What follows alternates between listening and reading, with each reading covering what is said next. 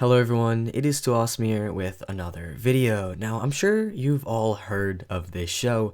If you haven't, well then, I don't even know what to say to you. That's kind of crazy. But even I was pushed to watch this show because of all the hype, and well, I want to talk about if it's worth it. So without further ado, let's review Squid Game.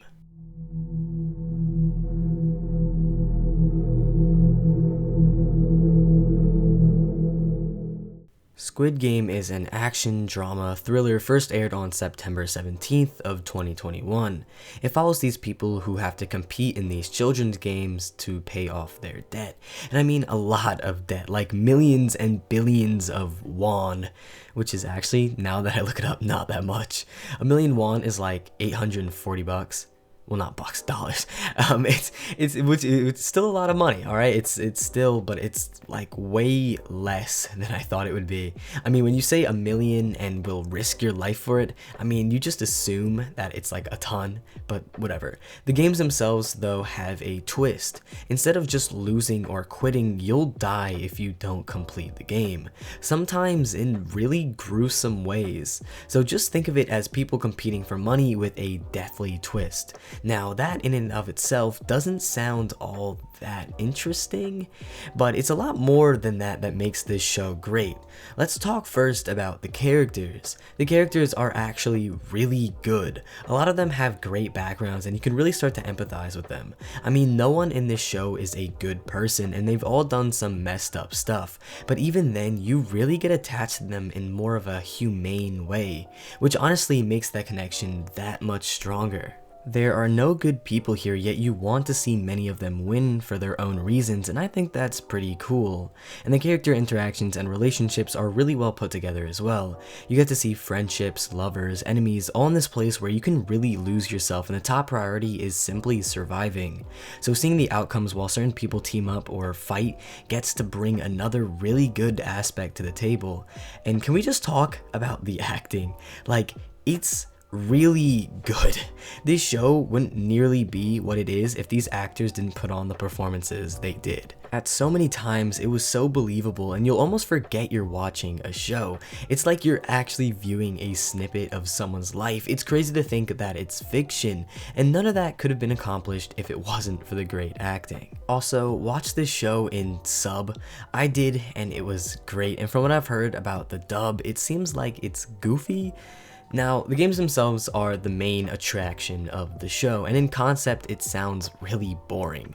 Oh wow, these people are playing kids games, and if the guy gets tagged, oh no, he's dead. But it's actually a lot better than that. The games here serve as these hyped up monumental moments in the show, where at certain points, if anything but the games were shown, I would just be bored out of my mind. This was solved after like the third episode since I grew to appreciate the development, but still. However, beyond everything else, the show is held up by two things: the mystery and the tension. The games themselves are driven by the tension. They draw you in since you know what's at stake, and the show isn't really playing around most of the time. It got to the point where I would just forget about the money they were playing for. It almost fell to the background instead of being replaced by the simple idea of survival, which is crazy since with such a large amount of money, you would think it would be at the forefront of everyone's mind, but no. Simply just making it to the next game is all that you can think about as you root for your favorite characters. And the show also builds up in the sense of its reveals and story. It strings you along as it slowly feeds you more information, and I won't lie, a lot of the reveals were cool. However, I also thought that it was all slightly predictable. Like, I could kind of guess how the show would pan out, which kind of sucks. I mean, it probably won't be that way for everyone, and I know I sound like I'm just praising myself, but I'm usually not one of those people that guesses these types of things. But here I was right on the money. I mean, the show is super fresh and unique, and I haven't really seen anything like it, but in the same breath, it just feels so predictable and samey, which is crazy since I haven't watched anything even remotely similar to this, yet a lot of the story beats just feel like they would have been done before. But hey, take that with a grain of salt, because from what I've heard and when I've talked about it with my friends, I seem to be the only one like this. Now, the show brings up some deep topics in a sense and really raises a lot of moral arguments. I mean, I'm taking an ethics class right now, and it's not usually a class I think about all that often outside of school, but this show had me thinking about the moral principles and virtues behind these games. Like, are you kidding me? I was applying schoolwork to this show, but I mean, that's also pretty cool. And it raises a lot of questions, so I mean, any story that can raise moral conversation like this is a win in my book. So if you're into that type of thing, you can even play around with the moral dilemmas presented. Now, I do have some issues with the show. I would be lying if I said I didn't. To begin with, the back half of this show isn't really as good as the beginning.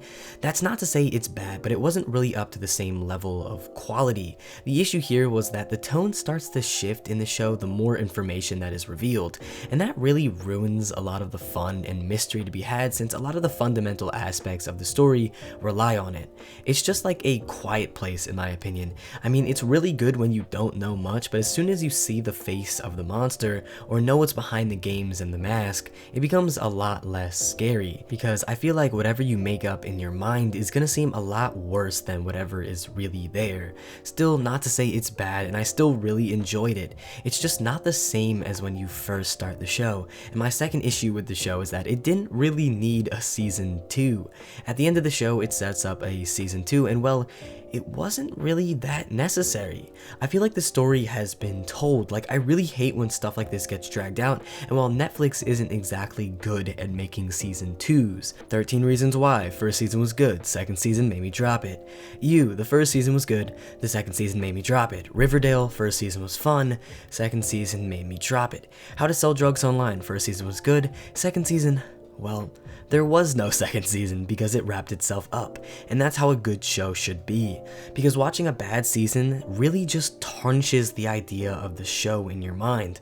Plus, like I said, a lot of the mystery and shock factor are now gone since we know a lot more than we did when we first started this season, so either the show really has to switch it up to keep things fresh, or it might just flop, but who knows, hopefully I'm wrong. But overall, it's no shock as to why this show has taken over the world. It has everything it needs to for it to be Netflix's next big thing. It has tension, it has action, it has good characters, and an interesting story to boot.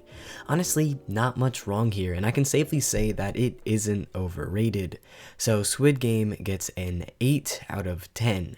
I thought it was really good and a nice surprise. But hopefully you enjoyed the video. If you have any comments of your own, make sure to leave them down below. Trust me, I read them. Also, look at this graph. Okay, but as always, stay awesome, too awesome, thanks for watching.